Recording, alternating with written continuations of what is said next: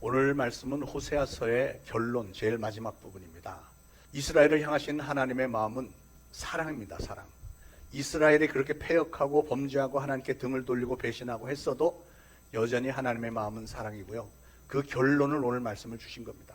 어느 시골 동네에 작은 초가집이 하나 있었고 마당 한쪽에 닭장이 있었답니다. 어느 날 주인이 일하러 들어나간 사이에 아궁이에서 일어난 불이 온 집에 옮겨붙어서 집이 다 타버렸고 사람이 없었기 때문에 인명피해는 없었지만 닭장에 있던 닭들이 모두 연기에 질식돼서 죽었답니다. 그런데 나중에 보니까 어미닭이 품고 있던 병아리 가운데 몇 마리가 살아난 거죠. 물론 어미닭은 죽었지만 어미닭이 품고 있던 병아리 몇 마리는 그 새끼를 보호하려고 하는 어미닭의 본능 가운데 날개 안에 품어서 그 병아리 몇 마리는 살아났다는 것이죠.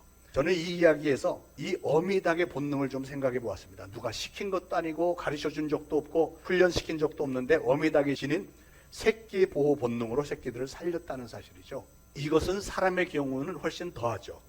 자녀들을 사랑하는 부모의 희생이나 수고는 정성은 얼마나 큰지요. 부모를 향한 자녀들의 효성은 부모들이 자녀들을 향한 사랑과 희생에 미칠 수가 없습니다. 하지만 짐승이건 사람이건 간에 사랑하는 마음은 분명히 있지만 우리는 능력의 한계가 있기 때문에 우리의 자녀들을 보호하고 지키고 사랑을 베풀 수 있는 범위가 제한적이고 부분적일 수밖에 없습니다. 그러나 여러분, 하나님의 사랑은 무한하고 하나님의 능력은 무제한적입니다. 우리는 그 사실을 오늘 본문에서 발견할 수 있는데요. 그것은 4절에 보니까 고치고 사랑하리니, 이 두 단어가 눈에 탁 들어옵니다. 우리 하나님께서는 우리를 고치고 사랑하신다. 이 말씀이 오늘 저의 마음을 확 사로잡았습니다. 우리는 다 탕자와도 같아서 우리도 모르게 수시로 하나님에게 등을 돌리고 또다시 세상 길로 나가기 일쑤이지만요, 사랑이 많으신 우리 하나님은 4절에 보니까 내가 그들의 반역을 고치고 기쁘게 그들을 사랑하리니 나의 진노가 그에게서 떠났음이니라, 이렇게 말씀하셨습니다. 그러니까 하나님은 우리 인생의 문제를 고쳐주시고 그리고 우리를 계속해서 사랑해 주시겠다는 거예요. 이게 여러분 말씀을 묵상해 보면 이게 얼마나 감동적이고 소망이 넘치는 말씀입니까?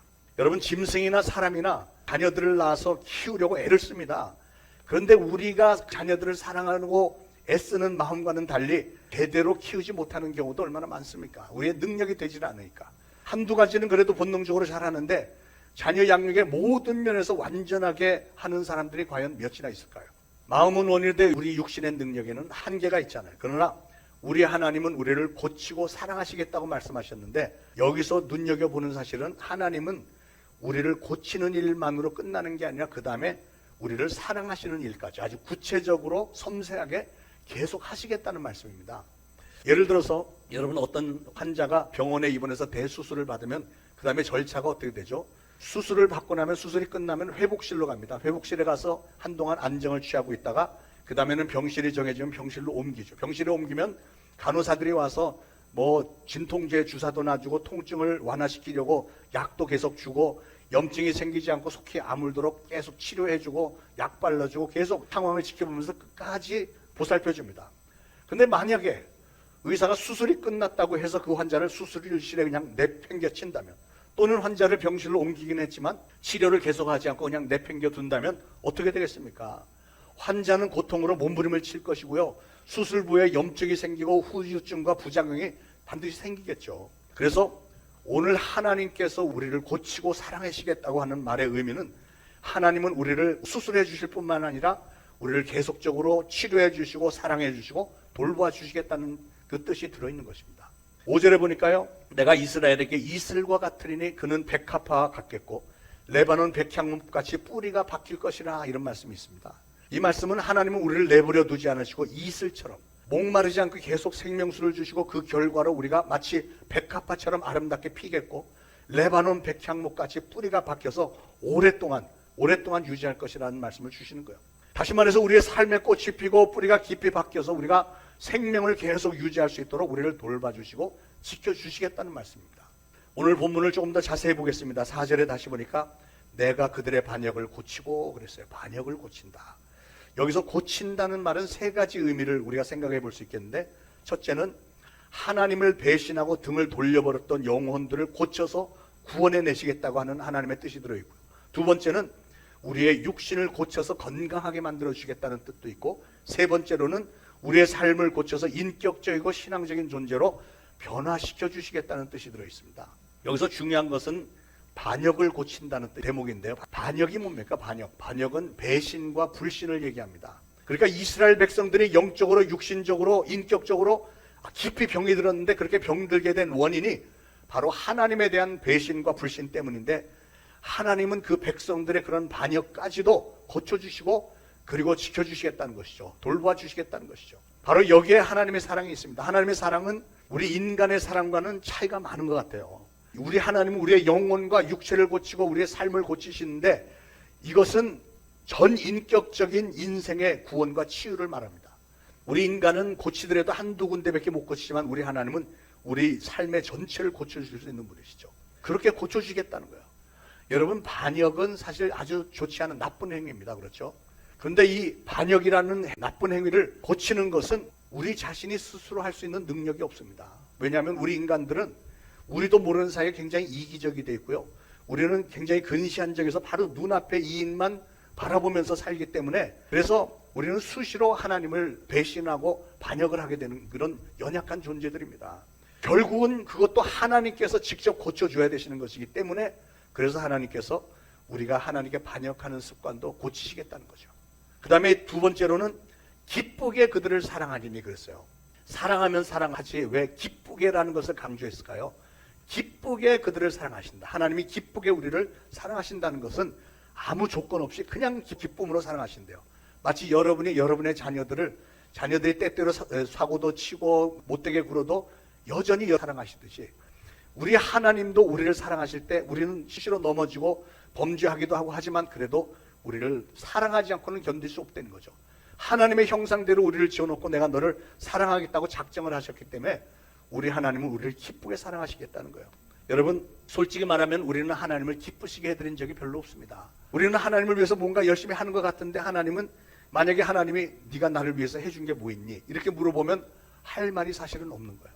오히려 우리는 하나님을 늘 근심하게 만드는 일이 훨씬 더 많죠. 그러나 여러분, 이 세상에서 가장 위대하신 하나님의 사랑은 조건이 없습니다.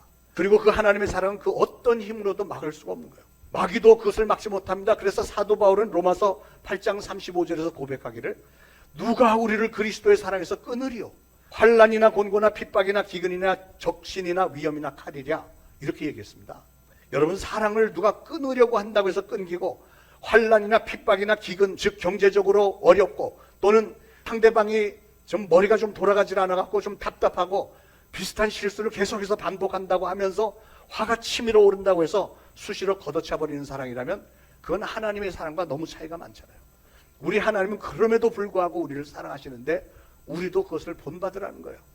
오늘 하나님이 우리에게 보여주시는 사랑은, 그래서 우리가 좀 실수도 하고 넘어지기도 하고 죄에 빠지기도 하고 그런다 할지라도 우리 하나님은 여전히 우리를 사랑하시니까 여전히 기쁘게 사랑하는 것, 그게 진정한 사랑이라는 거예요. 하나님은 우리를 그렇게도 사랑하시며, 그렇기 때문에 성도된 저와 여러분들도 그렇게 서로 사랑하라는 것입니다. 사람들마다 사랑의 표현법이 많이 다른데 특별히 민족들 간에 참 특이한 사랑 표현법이 있는 것 같습니다. 에스키모 사람들은 반가운 사람을 만나면 서로 만나자마자 뺨을 한 대씩 때린대요. 무슨 사랑을 그따위로 표현합니까? 네. 티벳 사람들은 사랑을 표현할 때 자기 귀를 잡아당기면서 혓바닥을 이게 사랑의 표시래. 무슨 사람을 조롱하는 것 같은 그런 모습인데, 문화가 다르기 때문에 사람들은 사랑의 표현이 조금씩 다릅니다. 그러나 그런 건 인간의 문화 안에서 상대적인 사랑의 표현일 뿐이고요. 하나님께서 우리에게 보이신 진정한 사랑은, 우리는 하나님의 그 엄청난 사랑을 받을 조건이, 자격도 갖추지 못했는데도 일방적으로 하나님은 우리를 아가페 사랑으로 작정을 하시고 우리를 끝까지 사랑하시는 것이고, 용서를 받을 수 없는 우리인데도 하나님은 우리를 끝까지 용서하시는 것이고요. 도저히 고침을 받을 자격이 없는데도 하나님은 우리를 고쳐주시겠다는 거예요. 더군다나 나를 사랑하시고 고치시는 하나님은 그냥 웃으시면서 미소를 지으면서 기쁨으로 아무 조건 없이 우리를 사랑하신답니다. 그 엄청난 하나님의 사랑 앞에서 우리는 마땅히 기쁨과 감격으로 더욱더 감사하며 우리도 하나님의 그런 사랑을 본받게 되기를 저는 간절히 소원합니다. 하나님께서 우리에게 요구하시고 기대하시는 사랑은 무슨 강요된 웃음이나 강요된 친절 이런 게 아닙니다. 이 말씀을 묵상하면서 미국 어떤 서부 영화의 한 장면이 생각나는데요. 어떤 가게에 강도가 들어왔습니다. 총을 딱 떼놓고 돈 다 내놔. 이런데 저쪽에서 보안관이 이렇게 오는 거예요. 그러니까 이 강도가 주머니에다가 총을 딱 집어넣고 너 허튼 짓 하지 마. 그러면서 총이 겨누고 있으니까 허튼 짓 하지 말고 보안관 들어오면 미소를 짓고 아무렇지도 않은 듯 내보내. 그랬더니 이제 보안관이 딱 들어오니까 이 주인이 웃으면서 Hello, Sheriff, how are you? 그래서 미소를 짓는데 이게 정상적인 미소가 아니고 완전 썩소. 근데 그 사람의 아주 부자연스럽던 그 표정이 굉장히 인상적이었는데 굉장히 연기를 잘하는 사람이었죠. 여러분, 사람이 어떻게 억지로 웃을 수가 있으며 어떻게 억지로 사랑할 수가 있겠습니까? 사랑은 마음에서 우러나야 되는데, 그런데 우리 하나님은 이렇게 마음에서 우러나서 기쁨으로 사랑하신다는 거예요. 오늘 본문에서 하나님께서 우리를 기쁘게 사랑하신다는 것은 순수하게 우러나서 진정으로 우리를 그렇게 사랑한다는 거예요. 여러분, 우리의 하나님의 사랑은 억지로 마지못해 사는 사랑이 절대 아니고요, 얼만큼이나 우리를 사랑하시냐면 자발적으로 독생자를 우리를 위해서 십자가에 내어주시기까지 그렇게 사랑하시는 분이세요. 하나님은 우리도 그렇게 기쁨으로 서로서로 진정으로 사랑하는 사랑의 공동체를 이루기를 원하시는 줄 믿습니다. 5절에 보니까 내가 이스라엘에게 이슬과 같으리니 그랬는데, 자, 그런데 하나님은 왜 이슬을 예로 들으셨을까? 여러분, 이슬을 잘 들여다보면 굉장히 아름답습니다. 더욱이 아침 이슬이, 꽃잎에 이슬이 맺혀 있는데 햇빛이 이렇게 착 반사가 되면 오색 찬란한 보석처럼 반짝반짝 막 이렇게 빛나죠. 그래서 옛날에 그런 노래 있었잖아요. 긴 밤지 새우고 풀잎마다 맺힌 진주보다 더 고운 아침 이슬처럼. 예, 그래도 좀 연배가 있는 분들은 입술을 따라서 하는 걸 봤는데 여러분, 그리고 이슬은요 굉장히 조용히 내립니다. 요즘 장마 시즌이라서 장마가 비가 막 쏟아질 때는 소나기도 시끄럽고 천둥 번개도 시끄럽고 요란한데, 이슬은 밤새 내리는데 소리가 하나도 들리지 않죠. 조용히 내립니다. 또 이슬은 식물을 성장을 시킵니다. 모든 잎사귀들마다 골고루 침투하는 그 이슬 때문에 모든 식물들이 성장하는 거예요. 특히 이스라엘이 있는 그 근동 지방은 광야지대이기 때문에 비가 오지를 않습니다. 그러나 그 가나안 땅은 젖과 꿀이 흐르는 땅이라는 별명을 얻을 정도로 농사가 잘 됐잖아요. 무엇 때문에 그렇게 됐죠? 바로 이슬 때문에 그렇게 된 거예요. 이슬. 낮에는 그 지역이 굉장히 뜨겁다가 밤중에는 갑자기 온도가 떨어지기 때문에 특히 그 북쪽에서 남쪽으로 흘러내리는 요단강 유역을 따라 이슬이 많이 서리는데, 그 이슬 때문에 그 주변의 식물들이 이슬을 흠뻑 먹어서 농사가 잘 된다는 것이죠. 하나님의 은혜와 축복은 누가 볼 수 있도록 확 이렇게 주어지는 것은 아니지만요, 그럼에도 불구하고 온 인류 위에 하나님은 은혜를 부어주십니다. 그걸 신학적인 용어로 일상적인 은혜라고 하는데요, 선한 사람들에게만 주는 게 아니라 악한 사람들에게도 주시는 은혜, 일상적인 은혜입니다. 그러나 하나님의 특별 은혜라고 하는 게 있는데, 특별 은혜는 하나님의 독생자 예수 그리스도를 내 구주로 영접하고 하나님에게 뿌리를 내리고 사는 사람들에게만 부어주시는 은혜고 열매를 맺게 해주시는 은혜인데, 그래서 예수 그리스도를 영접한 하나님의 자녀된 사람들에게만 유익한 은혜입니다. 이슬은 온 땅에 내리지만 방 안에 갇혀있는 물건이나 사람들에게는 이슬이 내리지 않습니다. 즉 하나님에게 마음문을 닫고 있는 사람에게는 하나님의 특별 은혜, 즉 구원의 은혜가 해당이 되지를 않는다는 것이죠. 이슬은 저 들판에 버려져서 바람 불고 차갑고 어두운 세상에서도 어떻게든 살아보겠다고 하는 그 식물들 위에 듬뿍 내려줘서 생명줄이 되는 것이죠. 하나님께서 내려주신 구원의 은혜는 마찬가지로 이렇게 하나님의 은혜를 사모하며 어떻게든 영원한 생명을 살아보겠다고 하는 그런 성도들에게만 감로수가 되는 것입니다. 그래서 본문에서 말하는 이슬은 하나님의 은혜와 축복을 상징하는데요, 하나님의 은혜와 축복의 이슬이 우리의 심령 속에 임하면 우리의 삶은 감사하는 마음으로 충만해지고 아름다워지고 정말 나긋나긋 부드러워지게 돼 있어요. 불안하고 불안정했던 우리의 삶이 하나님의 은혜와 축복을 받으면서 정말 위로받고 평안해지고 우리의 신앙은 계속해서 쑥쑥 잘 자라게 됩니다. 여러분, 하나님은 우리를 향해서 오늘 내가 너희에게 이슬 같다 이렇게 말씀하세요. 이슬은 비처럼 쏟아져 내리지는 않지만 어떤 면에서는 답답해 보이기도 할 때가 있지만, 그러나 이슬이 내리는 것을 사람이 볼 수도 없고 소리도 들리지 않지만 그럼에도 불구하고 아침에 나가보면 온 땅을 촉촉하게 적셔놓은 것처럼 하나님은 우리를 축복하실 때 그렇게 축복하신대요.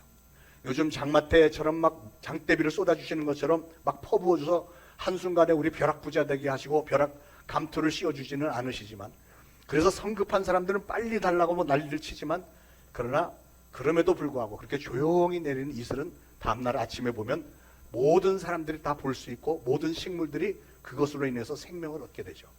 이슬은 놀랍게도 땅속에 심겨진 씨앗을 싹트게 하고 식물들에게 필요한 수분을 공급해 줍니다. 충분하게 공급해 줍니다. 너무 많이 쏟아지는 비는 온 땅을 들쑤셔 놓고 모든 식물들을, 농작물들을 다 망가뜨리잖아요. 그러나 이슬은 그런 피해 없이 식물이 골고루 잘 성장할 수 있도록 전체 아주 그냥 포근하게 내려주신다는 겁니다. 그렇기 때문에 가나안 땅은 젖과 꿀이 흐르는 풍요로운 땅이 되었다는 것이죠. 하나님은 마치 그런 이슬처럼 저와 여러분에게 꼭 필요한 은혜와 축복을 넘치도록 부어주시는 줄 믿으시기 바랍니다. 5절 중간에 그가 백합화 같이 피겠고 그랬는데, 여러분 백합화는 어떤 상징이 있죠? 아름답다는 상징이 있잖아요. 얼마나 아름답습니까? 이렇게 하나님의 은혜와 축복의 이슬을 머금는 사람은 하나님의 그 은혜 가운데서 아름답게 성장할 수 있게 되십니다. 사랑스럽고, 또 백합은 향기가 아주 진해서 자신이 그 향기 안에 빠져들어감을 느낄 수 있게 되는데요. 그래서 사랑하는 여러분, 저는 여러분도 백합화와 같은 그런 예수 그리스도의 향기 안에서 그분의 향기에 다 젖게 되시기를 축원을 드립니다. 백합화는 또 다른 한 가지 상징은 순결입니다. 순결. 예수 그리스도를 통해서 우리가 죄사함을 체험할 때 우리는 죄로부터 깨끗하게 씻김을 받아서 우리가 영적으로 순결하게 된다는 것입니다. 사랑하는 여러분, 너나 할 것 없이 우리는 모두가 다 죄인들 아닙니까? 그 위대한 사도 바울도 끊임없이 고백을 했듯이요, 우리는 다 죄인 중에 괴수들 아니겠습니까? 그렇다면 순결하지 못한 우리 인생들이 어떻게 백합화처럼 아름답고 순결하게 필 수 있을까요? 그것은 오직 하나님의 은혜로만 되는 겁니다. 이슬같이 우리에게 내려주신 하나님의 은혜. 하나님은 하나님의 은혜와 축복의 이슬을 우리에게 흠뻑 내려주셔서 저와 여러분을 하여금 백합화처럼 진정 아름답고 순결하게 꽃 피워주시는 분인 줄 믿으시기 바랍니다. 5절 중간에 또 보니까 그가 백합화같이 피겠고 레바논 백향목같이 뿌리가 박힐 것이라 그랬죠. 추운 지방의 나무들에 비해서 열대 지방의 나무들은 키가 크고 굉장히 굵은 데 비해서 뿌리가 약합니다. 왜냐하면 공기 중에 습기가 많고 습도가 높고 흙의 영양분이 아주 많기 때문에 뿌리가 굳이 깊이 들어가지 않아도 이 나무는 잘 성장하는 거죠. 그런데 문제는 바람이 불면 이 나무들이 쉽게 넘어갑니다. 열대지방도 그렇고, 제가 미국에서도 더운 지방에 보면 거기 태풍이 많은데 태풍을 살짝만 지나가도 그냥 어마어마한 커다란 나무들이 다 넘어가 있는데, 신기한 거는요, 넘어가 있는 걸 보면 뿌리가 이렇게 뻗쳐 있지 않고 옆으로만 잔뜩 뻗쳐져 있는 거예요. 깊이 들어가지는 않았으니까 그게 쉽게 넘어지는 거지.